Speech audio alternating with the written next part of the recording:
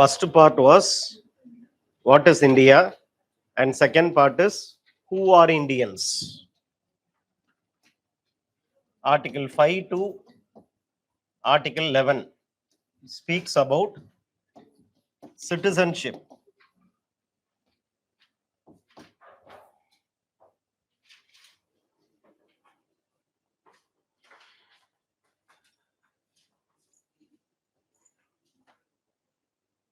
So the question is,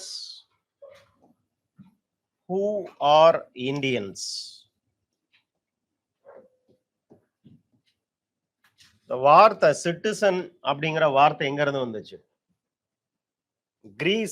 கிரீஸ்ல இருந்து தான் this word came. கிரீஸ்ல administration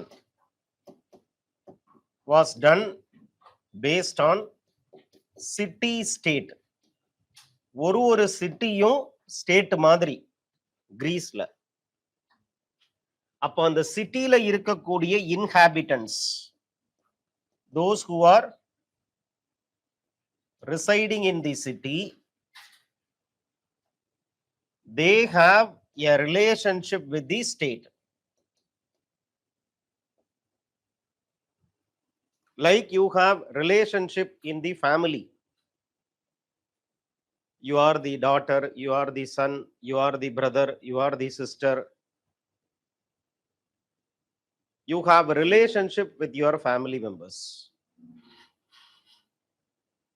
In what way you have a relationship with the state? அண்ணன், தம்பி, அக்கா, தங்கச்சி, இந்த மாதிரி உறவுகள் இருக்குதுல்ல குடும்பத்துல. இந்த மாதிரி ஒரு குடும்பத்தோட you have a relationship with family. But what is the relationship you have with the government? The relationship you have with the state or the government is called as citizenship. அப்ப citizenshipனா என்ன? Relationship between the individual who is administered by the state. So it is a relationship. Like you are having family relationship, because of which you have some rights. You have right to residence in the father's property, mother's property. You have right to inherit your parents' properties. So any relationship has two things. எந்த ஒரு ரிலேஷன்ஷிப்பா இருந்தாலும் ரெண்டு விஷயம் இல்லாம அந்த relationship இருக்காது. ரெண்டு விஷயம் மட்டும் ஒரு ரிலேஷன்ஷிப்பை டிஃபைன் பண்ணிரும். ஒன்னு, அந்த ரிலேஷன்ஷிப்னால எனக்கு என்ன ரைட்ஸ் கிடைக்குது. ரெண்டாவது, அந்த ரிலேஷன்ஷிப்னால நான் என்ன டியூட்டிஸ் எல்லாம் பண்ணணும்.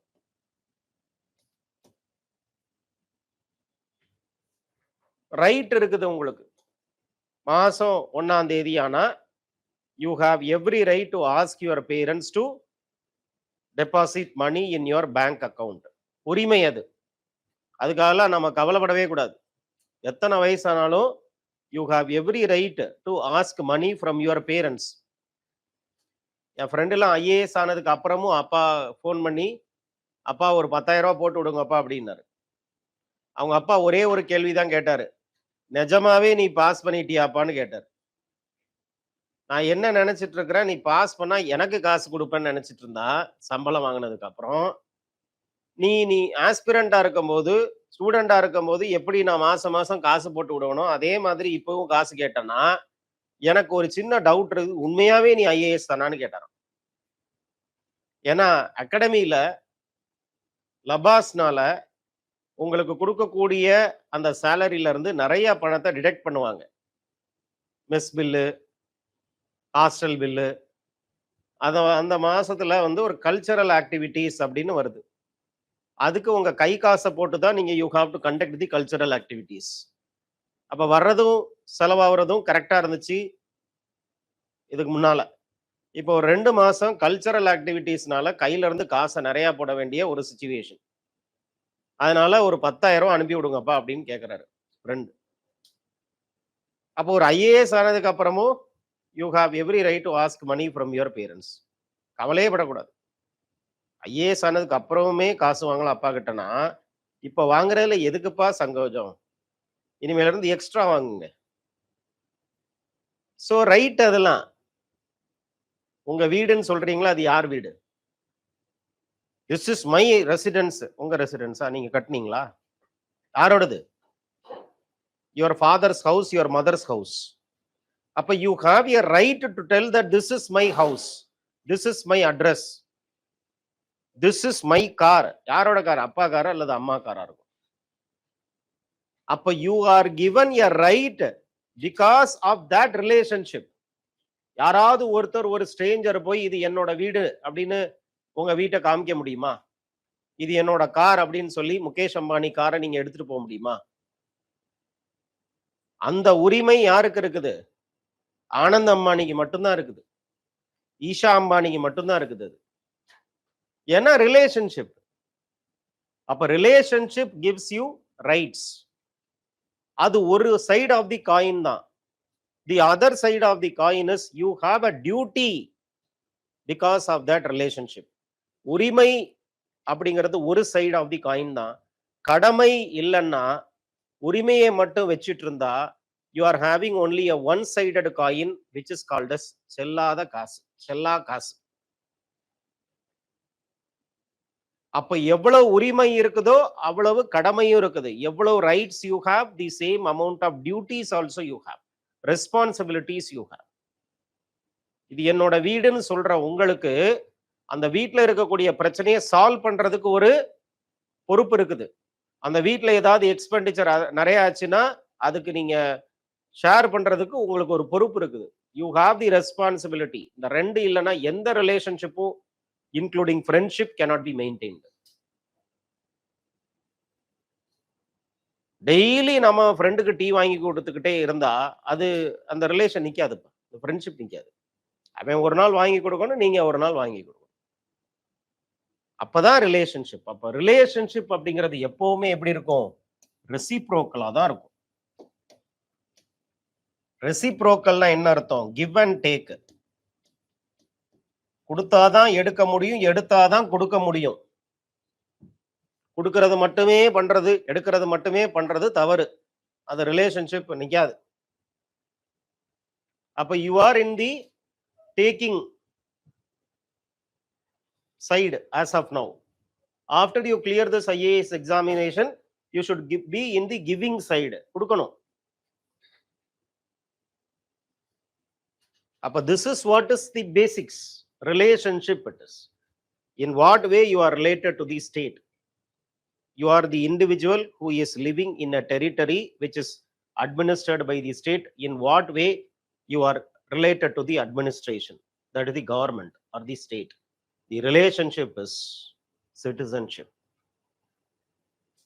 I said every relationship has two sides, duties and duties and rights, responsibilities and rights. So rights and duties are correlatives of each other. Correlatives of each other. Correlative na rendu சொந்தக்காரங்கன்னு அர்த்தம். ஒரு statement was asked in PYQ. Rights and duties are correlatives of each other. Yes. Without right, there is no duty. Without duty, there is no right. ரெண்டு நெருங்கிய சொந்தக்காரங்க. Rights and duties are related to each other.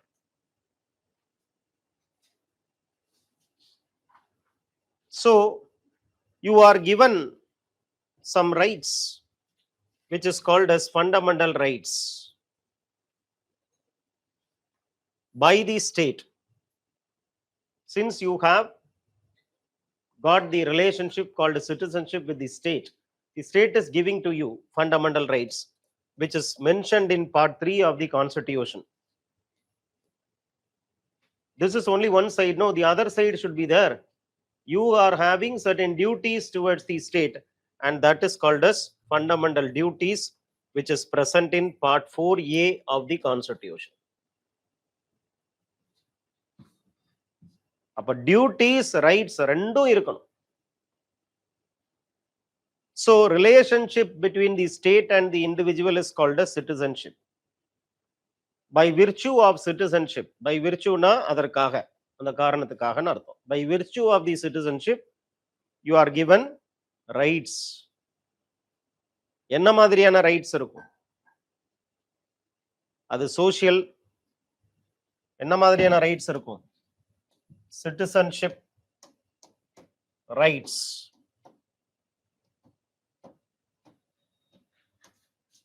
civic rights இருக்கும். political rights இருக்கும். socio economic rights இருக்கும். இதான் 3 type of rights for a citizen. civic rights அப்படின்னா என்ன அர்த்தம்? Right to freedom of speech and expression, right to religion, இதெல்லாம் civic rights. Political ரைட்ஸ்னா என்ன? Right to vote, right to contest in the election, இதெல்லாம் political rights. Socio economic ரைட்ஸ்னா என்ன?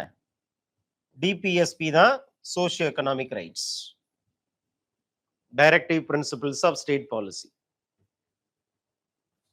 For example, you have right to public assistance, you have right against exploitation, unsafe workplace, right to maternity benefit,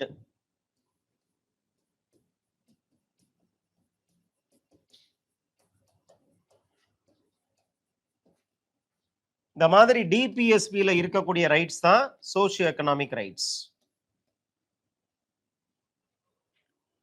பிரிட்டன்ல citizenship rights எப்படி evolve ஆச்சுன்னா இந்த மாதிரி தான் ஆச்சான். முதல்ல என்ன கொடுக்கறாங்க? சிவிக் ரைட்ஸை கொடுக்கறாங்க. அதுக்கப்புறம் படிப்படியா பொலிட்டிக்கல் ரைட்ஸ் கொடுக்கறாங்க.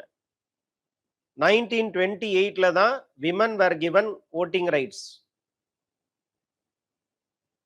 அப்புறம் லாஸ்டா தான் சோஷியோ எக்கனாமிக் ரைட்ஸ் கொடுக்கறாங்க. அப்ப இது ஆர்டர் ஆஃப் எவல்யூஷன்.